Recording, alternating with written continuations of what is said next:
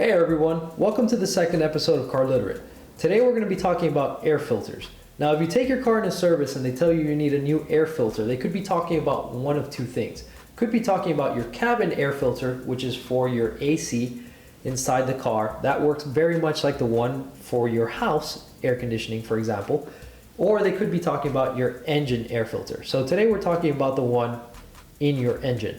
This is installed at the entrance to your air intake, and its purpose is just to keep dirt, dust, and debris out of your engine, because as you could imagine, that's not going to be good for the health and longevity of your engine. As a matter of fact, if a large enough object were to get in there, it could even destroy your engine. So that's what the filter is there for, to prevent those things from getting in there. Now, a lot of shops will charge you a ridiculous amount of money in order to change those filters. I've heard quotes into the hundreds to change those filters, and that is incredible, particularly because those filters usually cost, I don't know, anywhere from $15 to $30 for a very fancy one. So like 25 to 30 is like the high end, right? For regular panel air intake filters, there's aftermarket ones, but we're not going to be talking about those today. For a regular factory intake system, these filters are fairly cheap, and they're actually really easy to swap out. Literally not much harder than swapping out the filter at your home AC system. So there's no reason why you should pay hundreds of dollars for this. You can buy this part yourself and install it. And just to illustrate that, I'm going to use my 1990 Mazda Miata, which has an extra difficult to change filter, and it's still simple. Now the reason this is difficult compared to a normal car is most cars have an air box, which will have a bunch of clips around the sides. You would just pop these clips, lift this up, take the filter out, put in the new one, pop the clips back on.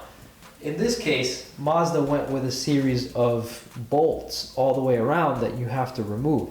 So whereas in a normal installation, you would only need your hands, in this case, you're actually going to need a socket wrench or a Phillips head screwdriver. I would much rather use a socket wrench, and it's a size 10 millimeter bolt, right? So here's the one tool I'm gonna need for this, and I recommend you wear gloves just because it is a dirty process. And by dirty, I don't mean oil change dirty, mind you. I simply mean everything in your engine bay does get a decent coating of dust, so it doesn't hurt to have some gloves on. Okay, so on the 1990 Mazda Miata, there's a series of 5 bolts that are holding this down. My car actually happens to be missing one, so I only have 4 bolts that I have to remove. One here, one here, one here, and one there. So let's take those out. And these are not on super tight, by the way, because you're basically using them to attach 2 pieces of a plastic box together. So they're not really going to be on there super tight. If you over tighten a bolt on plastic, there's a high likelihood that you will crack it. So keep that in mind when you're putting this back on. Right, so now that I've loosened all of them, basically just take the socket and use it to turn them and pull them out.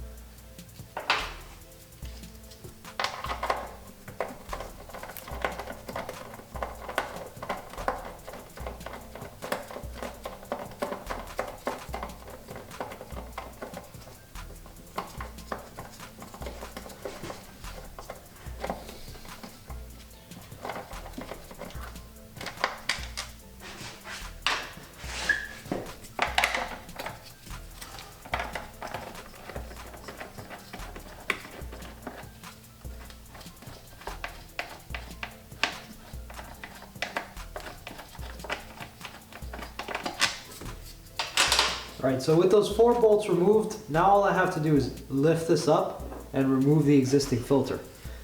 So pick this up, grab the filter from underneath, right? Now the filter's up. So that's the air filter, like I mentioned. It's a very simple thing, kind of similar in appearance to the one in your home AC system as well. So all you're gonna do is take out your old one and pop a new one back in there. And literally, installation is the reverse of removal, right? So you wanna put the new one back in. You're just gonna lift this up, drop this down inside the lower box, align the upper portion of the box, and put the bolts back in. It literally is that simple. Please, please do not pay a shop $300 to do this. Heck, don't pay them $100 because even that's ridiculous.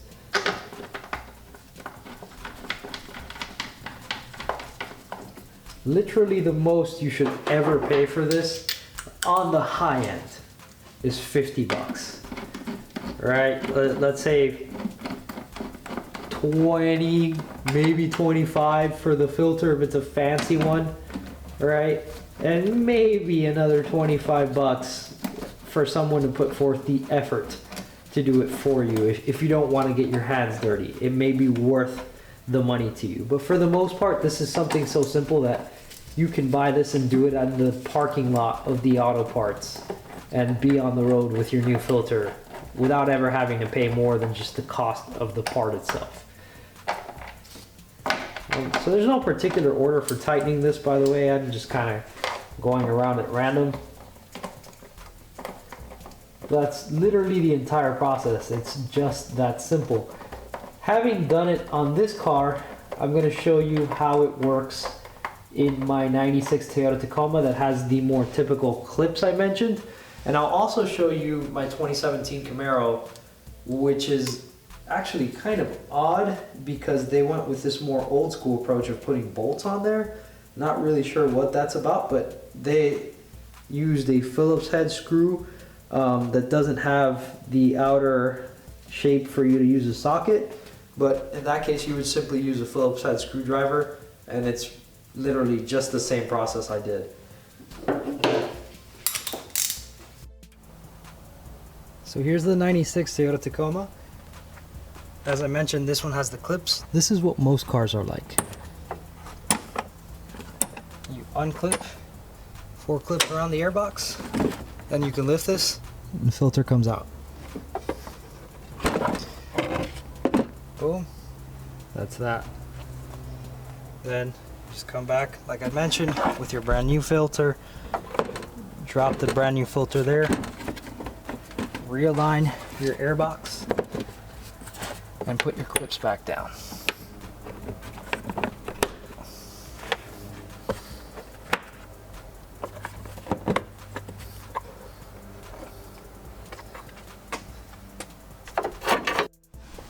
Here's the airbox on my 2017 Camaro.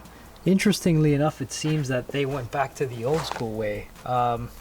They've got a bunch of screws around here, and that would follow literally the same process as the Miata. You would come, undo these screws, lift this up. See, this flexible elbow kind of gives you ability to bend this. And once you do that, then you can just change the filter like I did in the other cars. Put this back down and tighten the screws back down. It's all pretty simple. So as we saw in my other 2 cars and the Miata, this is actually a fairly simple process. It's crazy to think which some shops are actually charging people for this. I didn't actually replace my filters on any of these vehicles. In the case of the truck, it's actually a reusable K&N filter where there's a cleaning kit where you spray it with a cleaner, makes it look brand new, and then you spray it with a certain oil that they use. I'm not going to do that in this video. For most of you, it would be just a replacement unless you want to go with the K&N, and I can do a separate video for that in the future. But I just wanted to generally walk you guys through the process of how this is done and show you how shockingly simple it is. I mean, if you went to a shop, they told you you need this, you know, you were there for your oil change or whatever it is, they told you you need this done and then said they'd do it for $200-300 bucks, or heck, even $100 bucks. Tell them no, go to the auto parts, buy the $25-30 filter at most and do it yourself. So I hope this video is of use to you guys. If you liked the video and you want to see more like it, please feel free to like and subscribe. I expect to be producing a bunch more of these, just as I remember different things that shops either overcharge for or that I generally feel that as the owner of a motor vehicle you should be familiar with. And if this saves you some money, which for many people that don't know better, this could save you hundreds of dollars on a shop visit, please feel free to mention that in the comments. I would love to hear from you guys.